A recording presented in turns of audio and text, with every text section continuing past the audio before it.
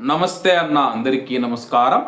ఉత్తరప్రదేశ్లోని బగ్పత్ జిల్లా నవరోజ్పూర్ గుర్జార్ గ్రామంలో సచిన్ డాగర్ 34 సంవత్సరాలని రైతును ప్రియుడి సహాయంతో భార్య హత్య చేసినట్లు పోలీసులు తెలిపారు.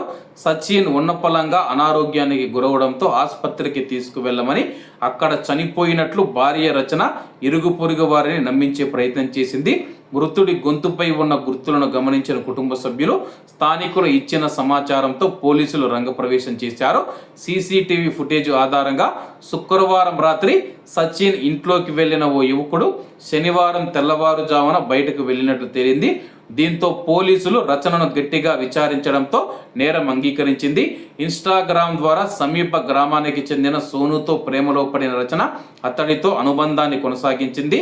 ఈ విషయం సచిన్కు తెలిసి మందలించడంతో భర్తను అడ్డు తొలగించుకోవాలని ప్లాన్ సిద్ధం చేశారు.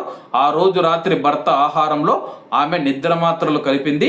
నిద్రపోయాక ప్రియుడితో కలిసి గొంతు నులివి చంపిందనమాట. అక్రమ సంబంధాలు, వివాహేతర సంబంధాలు మనం చూసుకుంటే కానీ మనుషుల యొక్క ప్రాణాలు తీస్తూ ఉన్నాయి.